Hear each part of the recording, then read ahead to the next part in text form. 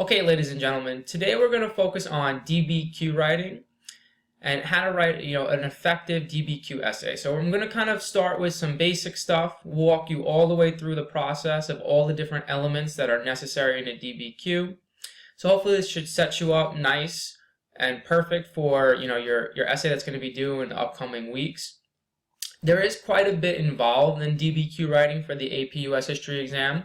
So we're going to try and go slowly through it so that you understand and kind of we break it down so that it's clear on how to actually write the DBQ.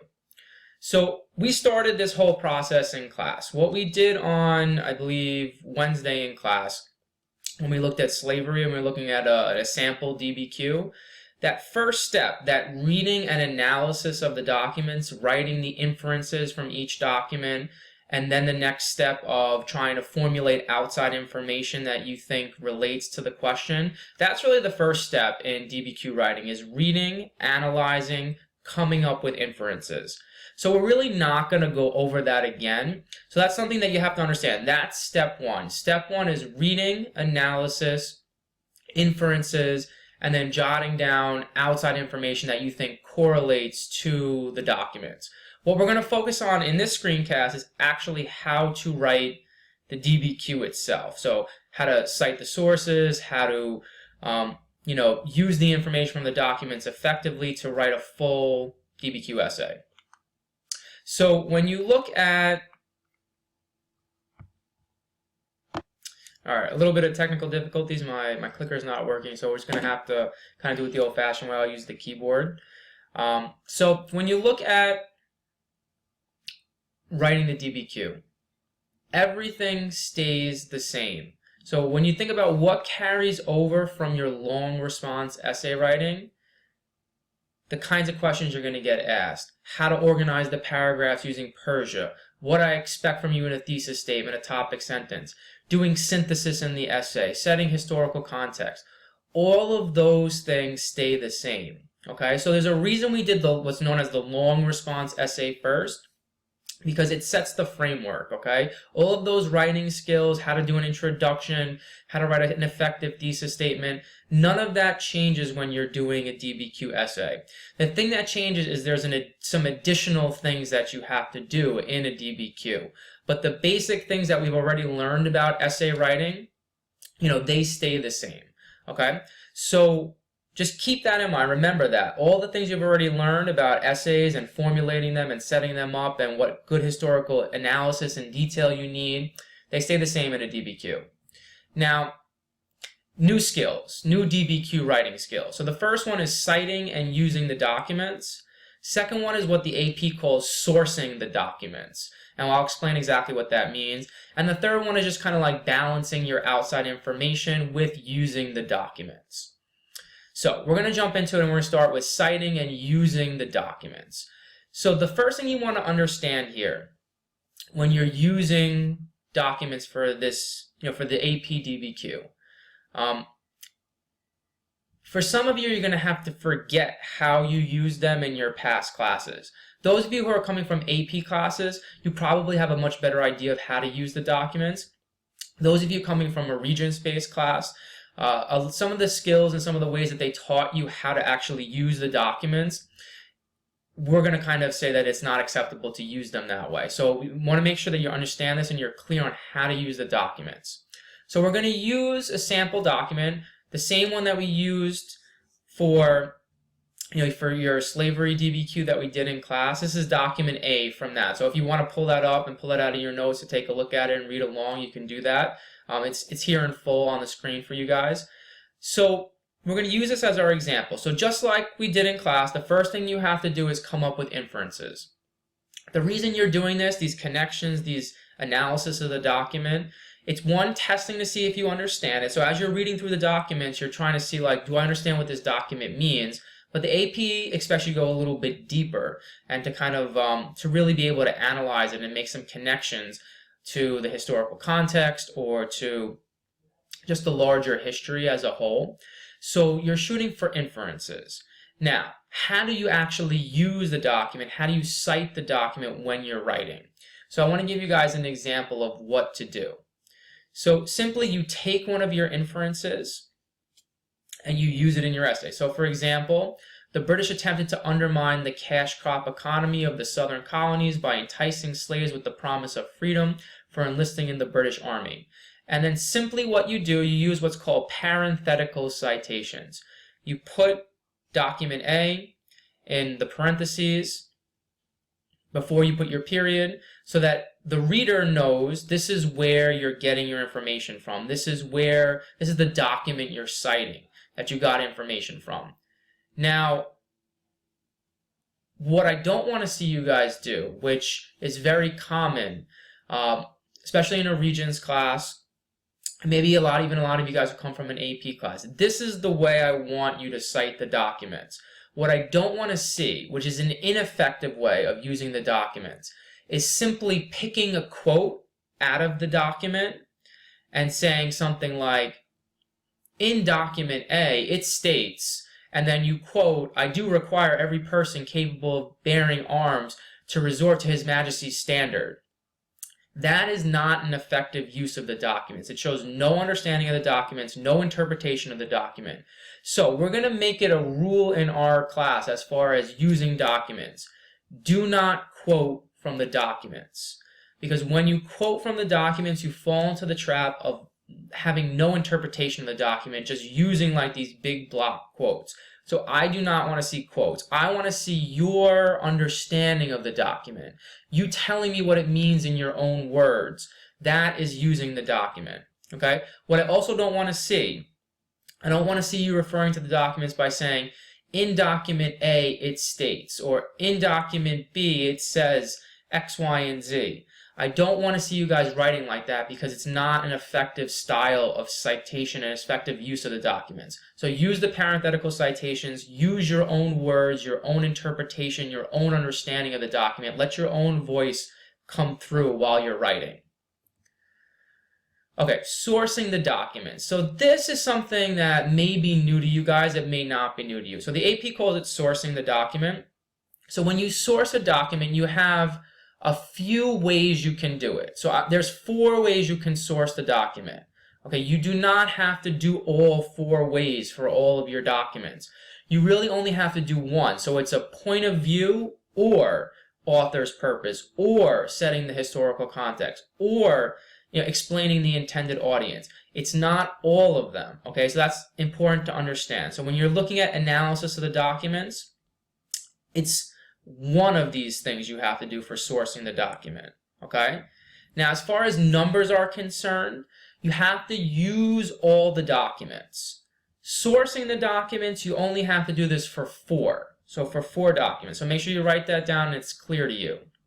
Okay? And there's a lot of overlap between using the documents, your inferences, sourcing them.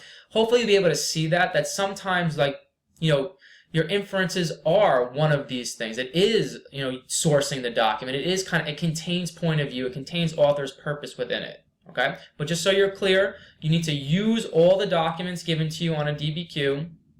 You have to source for at least 4 of them. So we're going to go through each way of sourcing the documents with examples. So we're going to use the same document and kind of like go through what does it mean. So like, what does point of view mean? How would you do it in an actual example of writing? So the first thing is when you're giving point of view, again, we don't want to use in document A it states or in document B it says. Use the author's name. That's much better. First of all, you should be looking at who the authors are when you're writing this, because that gives you a lot of clue as to point of view. Okay? But use the author's name. So in this case, the author is a guy named Lord Dunmore. So this is an effective way of showing the point of view. Lord Dunmore illustrates the British perspective of American revolutionaries as traitors, defying the crown perfectly. The British expected colonial Americans to possess British nationalism, and the actions that Americans today view as great acts of patriots, like the early battles of Lexington and Concord, the British show as actions of traitors. So what it's doing here, hopefully you see, it's not just saying that it's coming from a British perspective, which is the first point, right? It's showing the significance of the British perspectives or their point of view. So what's the importance of it? Why do we need to know that, this is a British person and a British perspective. What does it show you? So you need to show the significance of it when you show point of view. Okay, so identifying it, some of them will be easy. You might be recognize some authors. Other people you might not. So you have to pick it up from the context of who they are and what they're saying in their document. Okay? Some of them might be easier than others to pick up point of view. And point of view can vary. It could be, in this case, a British perspective versus an American's perspective, colonial's perspective. If there's a DBQ on sectionalism, it could be a Southerner's perspective versus a Northerner's perspective. It could be pro-slavery, anti-slavery. It could be urban perspective and a rural perspective. Immigrant versus Native American. It all depends on the documents that are out there. So like, who is speaking? Who's the voice? They want to see if you understand that documents come from point of views. Okay, just because somebody writes in a document doesn't mean it's 100% true. They have a perspective. They have a point they're trying to make with their document. And the AP is trying to see if you can understand that. All right, another way to source the document is showing the author's purpose. So this is close to perspective, but it's kind of showing you why did they write the document. So this is, I think, a little bit more in depth. It's a great way to source the document because it lends itself to adding in a full picture and a full context to the document. So this is an example of the same document using the author's purpose. Like, what is he trying to do? Why is he writing the document? Okay, this is a good inference kind of thing to do. So Lord Dunmore is clearly speaking from the British perspective. His attempt to undermine the cash crop economy of the southern colonies by enticing slaves with the promise of freedom for enlisting in the British Army was a widespread British tactic during the American Revolution. This attempt ultimately failed, but a similar idea will be revitalized by the Union Army during the Civil War to much greater success after the Emancipation Proclamation by Abraham Lincoln. So, showing why he wrote the document. What was the point of this? Now, again, remember, this connects very easily to the inferences you come up with when you're actually doing the documents. Now, I threw something extra in here. I threw in a good example of synthesis. So we haven't learned this yet, but during the Civil War, the Union Army does a similar thing to try and undermine the South's economy. This is what the British really were trying to do here. So this is a good example of how to use synthesis as well. Okay, so author's purpose there, and then it's also showing you synthesis in an essay. Okay, historical context. So this is something that we've been doing throughout. So historical context just means setting the framework, really, for like what else is going on in history at that time as to why this document is being written and what's happening here. So it's setting kind of the larger context, putting the document in context. So like for this, you have to look at not only the author and the perspective, but then also, what year is it written? You have to think, what other events are happening in America at the time? And it connects to like, why is he writing this document? What's happening here at the time? So if you look in 1775, you have to try and put it in the context of the American Revolution. What is happening in 1775? Why might he be saying this? So here's my example of a historical context. In 1775, the British attempted to undermine the cash crop economy of the southern colonies by enticing slaves with the promise of freedom for enlisting in the British Army. So it stays the same. Your inference stays the same, but you have to go to the next step, right? Set the historical context. At this point, the battles of Lexington and Concord had already been fought, but the colonies had not officially broken away from the crown by writing the Declaration of Independence. Okay? So it's putting it in the larger picture, because if you look at it, Lord Dunmore is speaking to the colonists as still being British subjects, and he's trying to get them to show their patriotism for the British. And so if you understand that in 1775, yes, we fought these rebellions and these battles, and the Intolerable Acts have been put in place, but we haven't officially made that break with the British. Okay, the last way that you can do sourcing the documents is explaining the audience of the document. So who is the document written for? Why again, it goes back to the why. Why are they writing the document? Who is it aimed at? Okay, so perspective is who's writing it and why. This is like, who are they writing it for and why? So in 1775, the British attempted to undermine the cash crop economy of the southern colonies by enticing slaves with the promise of freedom for enlisting in the British Army. Stays the same, right? Decrees like those of Lord Dunmore were aimed specifically at colonists and slaves outside of Massachusetts in order to isolate Massachusetts through the Intolerable Acts and drive division between the 13 colonies. So it's showing like this is who it's written for. This is why they're writing the document. And if you want, you can put parenthetical citations after, you're showing your audience of the document or showing your point of view of the document as well. So these are your 4 options for sourcing the document. And remember, you got to do this for 4 of the documents. You got to use all of them somehow, and you got to do this for 4 of the documents. All right, the last thing is balancing the documents with outside information. Hopefully you notice in all of the examples that I gave, really to do this well, you have to have an understanding of the historical time period. You have to have some of your own information to like round out the picture of the history.